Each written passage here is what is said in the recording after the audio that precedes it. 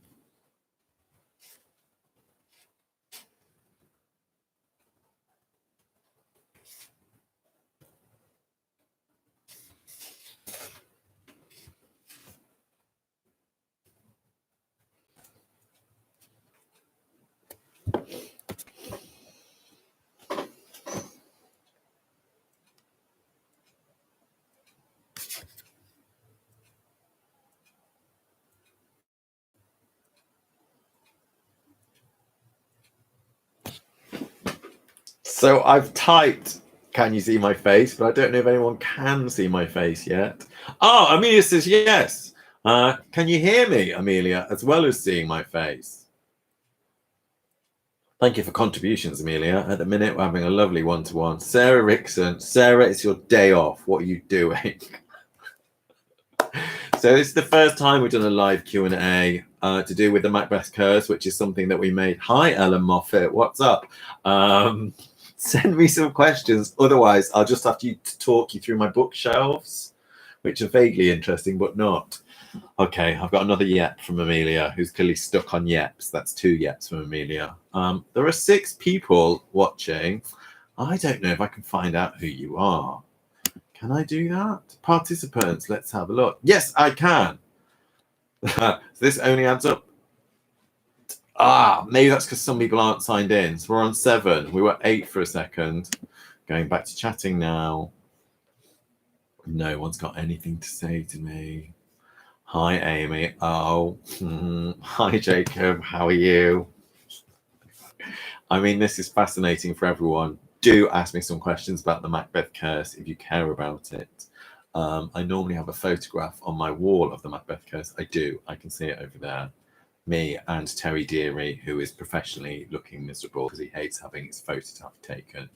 I can give you any more Terry Deary interesting tips, having worked with him 4 times now, I think, with Prime. Jacob says he's fine. Oh, cool. Anyone want to tell me anything about their days or theatre in general? Did everyone watch the Macbeth curse? Amelia, did you watch it? Sarah, did you watch it? Ella, did you watch it? Amy, did you watch it? Jacob, did you watch it? What was it like to create the show? It was 3, almost 4 years ago, so it feels like a long time since. Terry Deary was...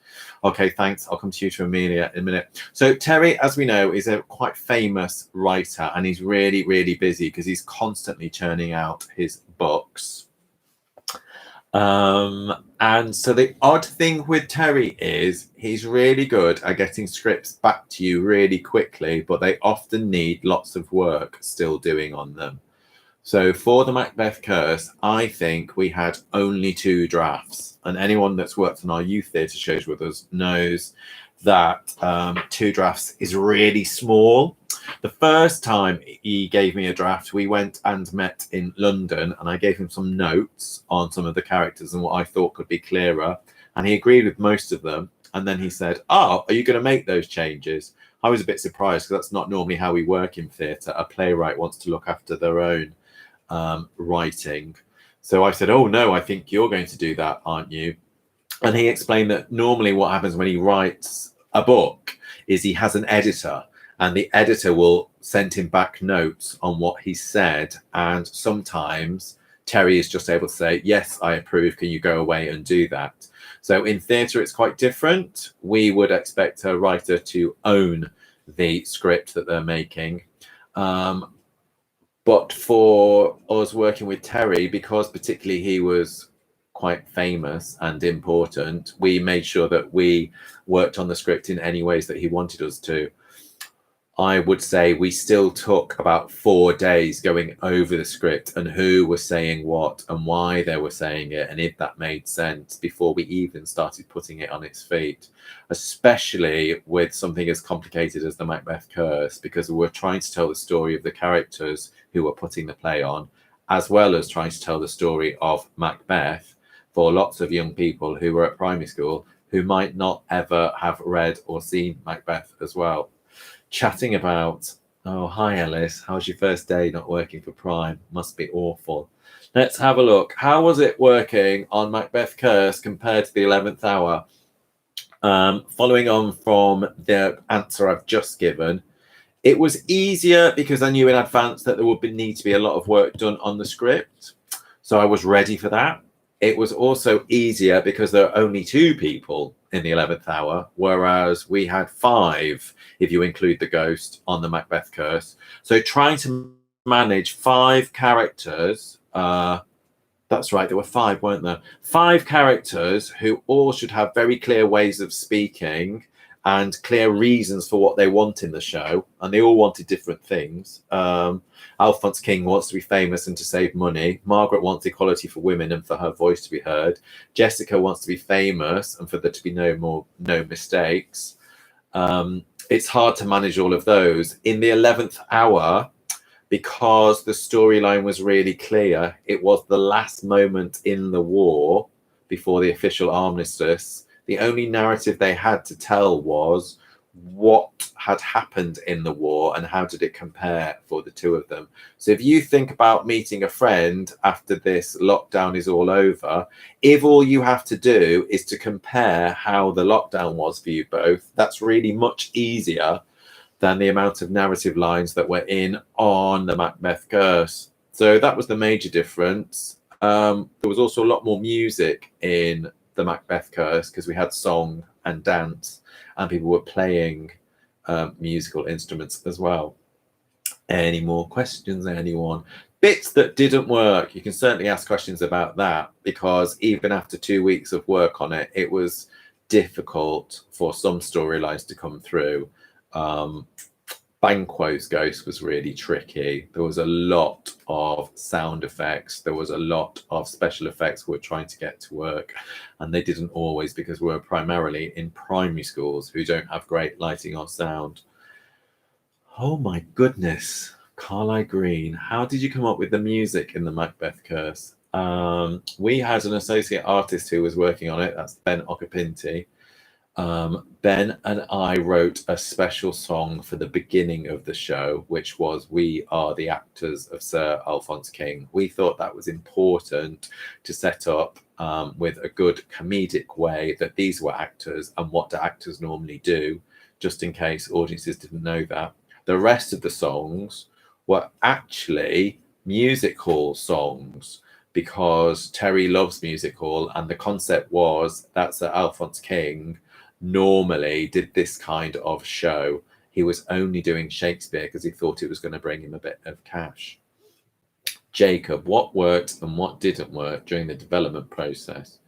The development process was short, and the development process was basically me talking to Terry about the script, and then also once the script is in place, commissioning a designer to come up with what the design was going to look like. Costumes were fun. The set was really, really impressive. And you can imagine it was a good job we had 5 people putting that up in a school every day. And we were also putting up sound and lights. The set was built by Bolton Octagon, who were our partner on this production. The major development process, as for any play, especially a new play, is a rehearsal period, because then you start to understand what actually works or doesn't work. And you also then start to understand how the creative team are going to get on, because actors are brilliant people, but rather like kids who've all had different sets of parents or different primary schools, as soon as you put them together, you learn that they all need slightly different things and work and behave in different places. So I remember that in our tech period, when there was something that really wasn't working, and I think it was to do with lights, but I can't quite remember. And I think it was because the lighting designer hasn't quite bought the right kind of lights or something like that. It was getting a little bit stressful in rehearsals, and Robin, one of the actors who was lots of fun, made too many jokes. So other actors who were getting a bit tense got a bit upset by the fact that Robin was making lots of jokes. So that's what the development process was like. We were lucky that with schools tours, this one I think was at least 2 months. The first week or so, you can try it out. There's no way you can expect a show to be ready and perfect on the first day. So that's really important for us to understand that. Some more questions. Ellis, do you think Terry would ever write for youth theatre? Terry will do most things if you ask him nicely. So he could write for youth theatre. It would still need lots of development time. And the most characters he's ever written for at the minute, I think, were 5 people. He wrote for 5 people. If it was youth theatre, then clearly we'd want at least 10, maybe 20 characters in there.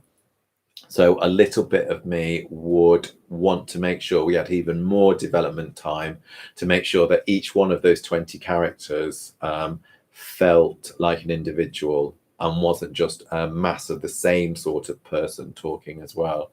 It would also need to be some sort of particular historic period. How did we recruit our actors? We recruited our actors professionally. So we use a thing called Spotlight, which you can all look at online. Spotlight it used to be just a book. It used to be a book that you got off the shelf, and it had an actor's name and their agent and some pictures of them and some of their skills and a list of their credits, what shows they've been in. Spotlight works online in so much as if you're a casting association, so we wanted to cast, you can type in an actor's name and have a look at them. Or a bit like if you're on a dating app, you can put what age you want, what hair color, what eye color, what size, what age range they can play, because that is different from their actual age. And then you can Google all of those things. So we put a statement up saying, this is the show that we're making, this is where it's going to go, and these are the characters we want to cast.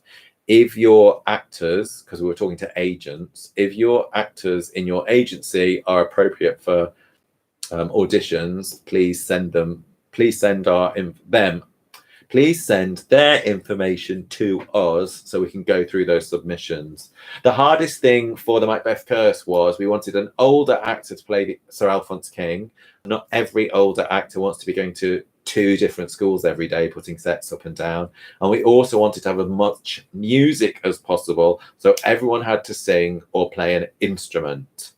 And of course, what you want to do is make sure that you have a variety of instruments. It's no use everyone playing piano, because there's no way you'll be touring 5 different pianos. And as you can see, actually touring a piano is really difficult, so we didn't do that. So you can see that we had flute, violin, ukulele, recorder, some things like that. Right, so Amy says, I like that you broke the 4th wall pretty quick. How did you come up with the decision to do that? I think what you might mean is how the actors talk to the audience straight away.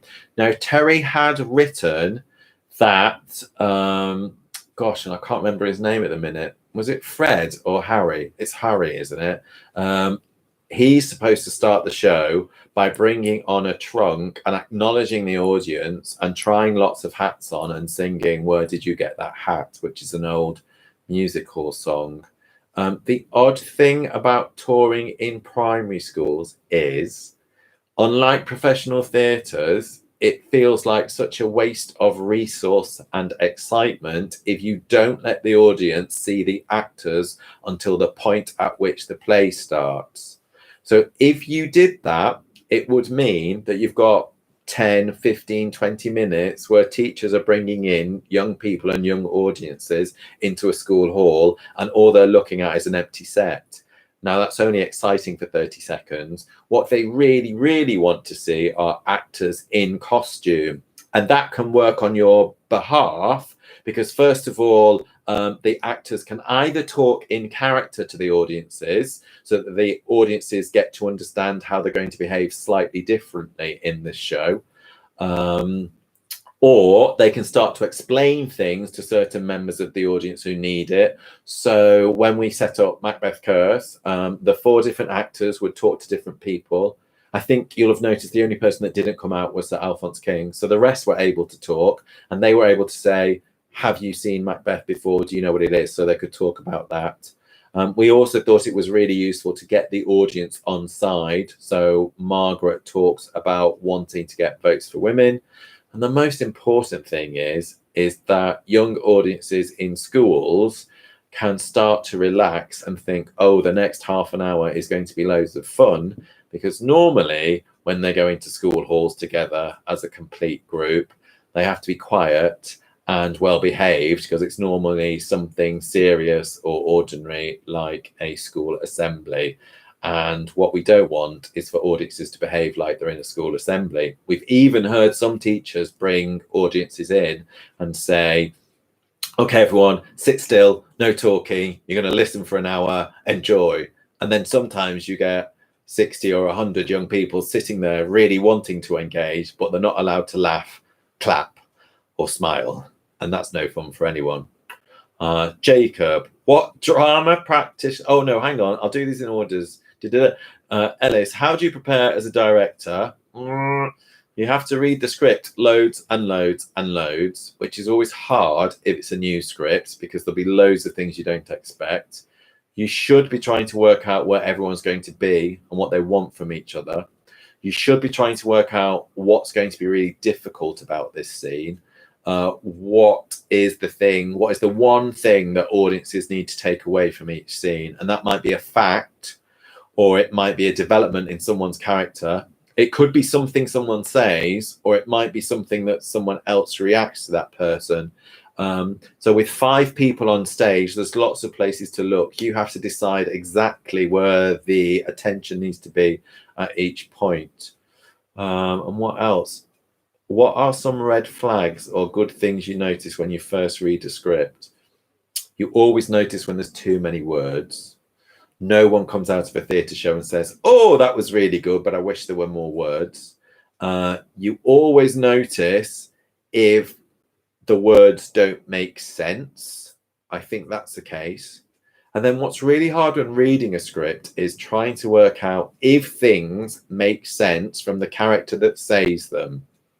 Because, of course, when you're watching a show, you know exactly who's saying it and what their likes and dislikes are and what their moods are like. But when you're reading it, other than seeing the name of the character at the front, it's really hard to remind yourselves on who's actually saying everything, because each character could give the same opinion, but they'd use different ways of saying it. So it's really difficult in new plays to work out, has the sense of character been built properly? You also notice when things are funny, or when the playwright wants them to be funny, but in reading it, you're going, oh, it's not quite funny. I don't think that's going to work.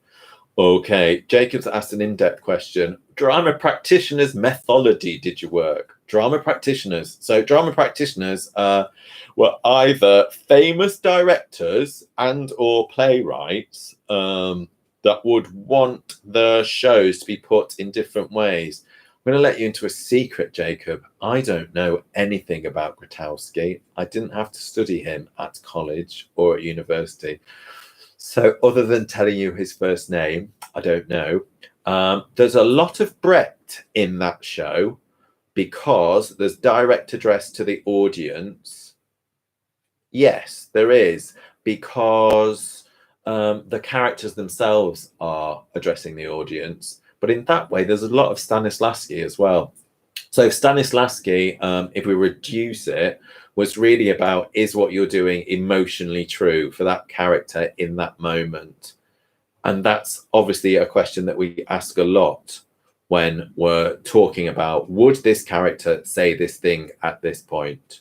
So Brecht is always about what you want the audience to feel. So Brecht tends to be, think about the audience. Do you want them to be having a good time? Do you want them to be shocked? Do you want them to be learning something? Stanislavski looks at things from the character's point of view rather than the audience. So I'm wildly being reductive with those statements. But in most of our work, I think Brecht and Stanislavski are most useful. Francesca says, how long did it take you to put on the show? I think we were planning it for at least 8 months with budgets and Bolton Octagon.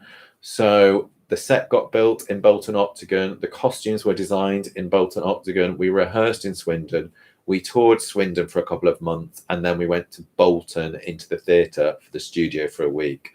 So having two theatre companies together, well, I've just remembered one thing that went wrong. Having two theatre companies together was really good at planning, but it also means you have to be really clear. If you're not doing something, are you expecting someone else to be doing it? And if so, you better tell them, because otherwise it might be both of you that are not doing anything. So I think it took about at least 8 months of planning and then 2 months on the road. Oh, Jacob, I think I've answered your question for you. The thing that went wrong, I just remembered, was the set was too tall. So our brilliant designer, Ellen Nabarro, who normally works with the National Theatre, so she helped to make the designs for Curious Incident of Dog in the Nighttime, and she designed the tour that went into schools with that. Ellen unfortunately got some measurements wrong.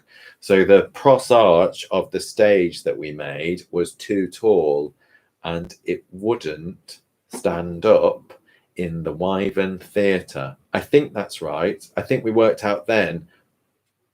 Or no, it wasn't its height.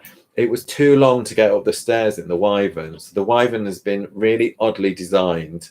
There's no lift other than for 3 or 6 people, depending how small you are. You can't get the set up. It's only really been built to take massive sets onto the main stage. Now we rehearse on what's the 3rd floor, I think. So we realized we had to cut some stuff off before we even got it upstairs into the rehearsal room. And even then, it was still a bit close in some schools, because schools give you an average height of 6 meters for their ceiling, but that doesn't include the lights that are hanging off the 6 meters. So if you've got a set that's going up to 6 meters tall, it means sometimes you might be about to hit the lights in front of it. Going down, Amelia, was the play something a school asked you to do, put on, or was it an idea you had? Not sure if that makes sense. Sorry, smiley face. Yes, it does make sense.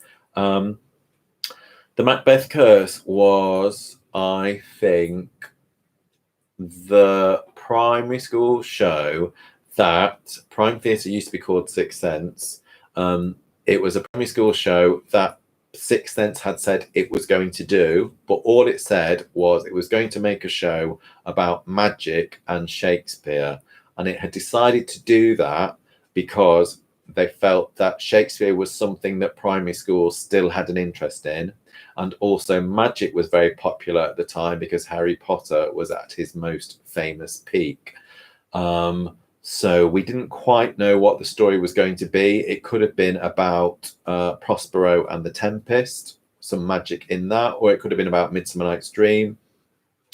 I was thinking about, as my first commission for Prime Theatre, who could we get who was a famous writer? Because often when we take shows into schools, people have never heard of who the writer is. And that's a shame, because some young people don't want to be actors. They might want to be writers. And if you tell them that a show has been written by someone they've read a book about, that makes that even more exciting for more people. So I was in Swindon Central Library in the children's section, going down titles, trying to find an author that would know a lot about history and liked young people. And I thought of Terry Deary. Terry, if you go on his own website, says, don't approach me if you're a librarian or a teacher. I don't like these people. You can only approach me if you're a child. So I wasn't a child, so I thought, oh, I can't send him a letter. So I tried to get in touch with several of his publishers, and one of them said, oh, I will email him with your idea, and if he likes it, he'll come back to you straight away. And he did, and we had a chat, and he agreed to do it, and that was great for us. What's the worst piece of theatre you've ever made? What's the worst piece of theatre you ever made? Oh, that's difficult because even stuff that is bad is really useful because you're able to go, oh, I wouldn't make it in that way now, but that's because you have different knowledge and different resources. I don't think I can remember anything that was awful at the time because I don't think any of us ever put anything truly awful on stage if we know that it's awful. There are some things that don't quite work. And that's because as theatre makers, you're not in charge of everything. You can't be in charge of how the actors react every night. You can't be in charge of the mood. You can't be in charge of the people that are coming to see it. I would think, oh, there's one show that I still don't like to talk about.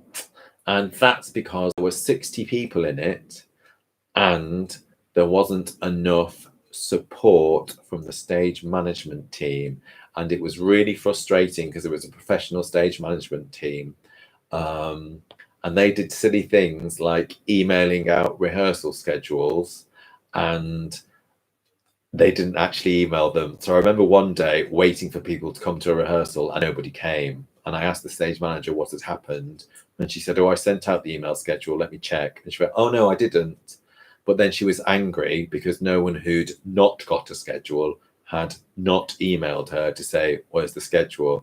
So she was of the belief that if an actor doesn't receive any information, they should chase it.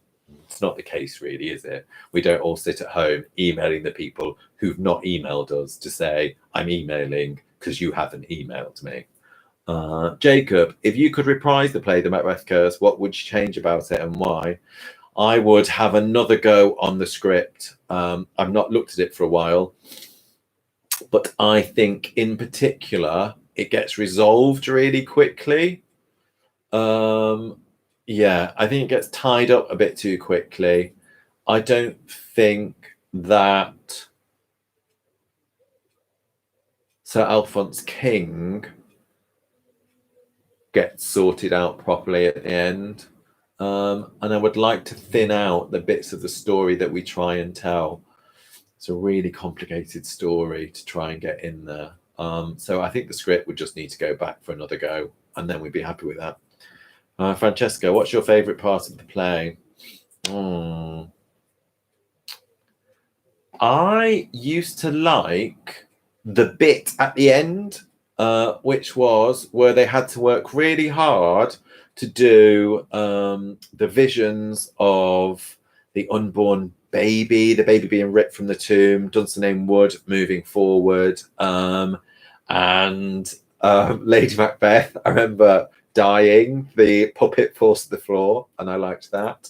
And then I think the head, Macbeth's head was really good and was quite moving in that moment where we finish telling the story of Macbeth, but then it goes back to Sir Alphonse King's actors, and then we have to find out about how the ghost worked. So I think the resolution of the Macbeth story was the best bit.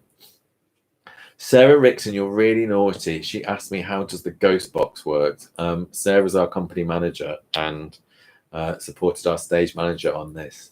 The ghost box was our version of Pepper's Ghost. And Pepper's Ghost, you can Google, was a really famous Victorian special effect. And how it worked was you would have a piece of glass in the middle of the stage or on the edge of the stage in the corner, that if it had a light if there was no light behind it, you couldn't see anything. So it would look like there was nothing there. If there was a light behind it, you could only see the thing behind it. So it looked like a ghost, an actor standing in the wings was being seen. We obviously couldn't travel with a huge sheet of glass into all those schools. So we decided it was going to be a tiny box in itself, which we pretended was a wardrobe. So it's got a one-way mirror on it, which had some battery lights inside that the actor had to press so that they could be seen. And we had to test in rehearsals how close that person needed to be to the mirror and where the light needed to be. the battery needed charging every so often. So I think sadly there was 1 or 2 performances where the battery wasn't working, I think. And then also it had to be wheeled forwards and backwards in the show so that no one thought, oh, there's someone hiding in there. And it had to be moved back and secured with a metal pin at the back of the set for the moments where the actor was getting in and getting out. Because you can imagine if you step onto a trolley with wheels, it will want to move. So making that work was hard. It was also hard transporting it in the van because we didn't want it rolling around or getting broken. So I hope I've explained that. We still have all of these things should we ever want to do the show again.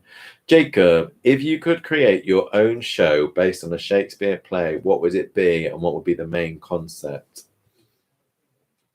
I'm willing to share with you the show that we didn't make, which was my first request to Terry Deary, which I think is still a show we might make at some point. So don't steal this.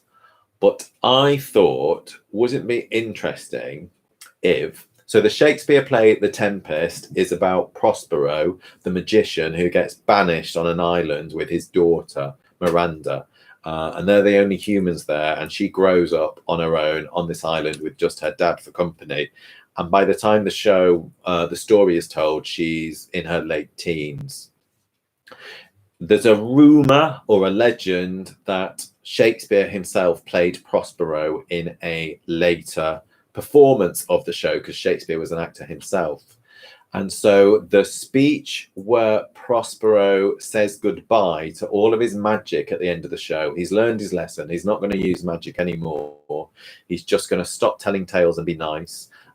Some people like to think this was a speech that Shakespeare wrote because it was his way of saying goodbye to theatre. And so there's a speech about farewell now, our revels are ended. This is the end of my magic, which would be a nice speech for Shakespeare to give if he was retiring at the time. Now, we know that in Elizabethan theatres, females weren't allowed to perform on stage. It was considered unacceptable and inappropriate. I thought it would be really interesting if an older Shakespeare who had written The Tempest or part of The Tempest and was playing Prospero had started to get a bit of dementia and was forgetting his lines or didn't know how to finish writing a play. So I thought, how interesting if Shakespeare's own daughter, and he had several, I think Judith is the one we were talking about, a 14-year-old daughter, what if she was having to support her dad by A, finishing the play, and B, helping him get through it? And in order for her to be on stage, she was going to have to be a girl, pretending to be a boy, pretending to be a girl, because Shakespeare's own daughter would not be allowed to be on stage because she was female. So that was a story that I thought would be really interesting, which would be about a young person coping with parents having a bit of dementia, and also about a young female having to hide her gender in order to be famous, which often happens these days. There's still lots of gender issues. So that was the story that I first of all suggested to Terry, and he said, actually, I don't know The Tempest very well, but I do like Macbeth. Could we do that instead? So we did. But Shakespeare's daughter, or Prospero's daughter, is still a show that's not been made. Please don't steal it. If you do, I want some hard cash. Any more questions, anyone? Because I can see that our time is up nearly. And I can see 8 people made it through to the end. 2 gave a thumbs up. I've no idea what I sound or look like. I will tidy my corner up in case.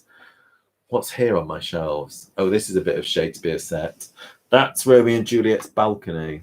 That's interesting, isn't it? I'll get that down. There we go. So we've got a bit of a model box there. That was Romeo and Juliet's balcony for a show that we made once that was on tour. Nice things that designers make, model boxes. And there were some of the pretend wardrobe hangers that the costumes were going to be hung on in the space, because the idea was the actors would get changed in front of people. Right. 2 more questions before we go. Jacob, if you had the budget and time, would you make that show in the near future? Yeah, I would. I think it's a really interesting show to do. Sometimes, if you've got a really good idea, I think you have to write it yourself. So maybe, or maybe not. It might be one that we commission this year. And then Francesca, it's kind of off topic. Would you have any advice for directing? Yes. I think the most important thing is, number one, you won't have all the answers, so don't pretend that you do. But number two, the most important power you've got is decision making, because everyone needs leadership in the room. So even if you say, this is a decision I'm making for now, and we might come back to it for later, people will thank you for it, because we all know when we've got team leaders, if someone doesn't make a decision, that's awful. I think the best directors are people who see lots of theatre, because nothing's new. You can get loads of ideas how to do things. It's possible to read books on directing, so I do that. Reading plays is really good, and practicing as much as possible. When are we going to get the highly anticipated 12th hour? It's a joke, isn't it? Because that'd be the sequel to the 11th hour. Well, again, we could retour the 11th hour. That was a smaller show that did go into schools. That played in Traverse. So here's my stage, and I'm one of the audience, and that's the back of the audience. The stage is in between them. So that was a new way of working for us. We just have to plan to get theatres to take our shows. So lots of theatres have closed for the current virus situation. I think they'll only be starting to rebook from autumn this year, and then they'll have 6 months worth of shows that they didn't put on the stage. That does give us time to get back in touch with theatres and tell them we've got great shows to give them and to make with them. But I think it means that it's at least 18 months before we've got the chance of putting things on other theatres' stages. That is, of course, if all theatres survive, and we're not sure. Okay, I'm going for the last question, which is, Jacob, any shows in the pipeline? Yes, we're going to make a show for Black History Month, which will be celebrating the Windrush generation. So that's the generation of immigrants who came over on the ship, the Windrush, from Jamaica. So we'll need to make that show, and I'm going to start looking at who we're commissioning to writing that. That might be a 1 or a 2 person show. And then our other shows that were ready to be recorded were our 10 tiny plays in Wiltshire, which were going to be recorded last weekend, but everything's on lockdown. So that's 10 2-minute plays that will be recorded with young actors and professional actors as soon as we all get back to work. Thanks for watching, everyone. Please put some nice comments and some constructive feedback below. Otherwise, send us an email. Stay well. Remember that Prime Theatre is here for you because you mean the world to us. Take care. Bye-bye.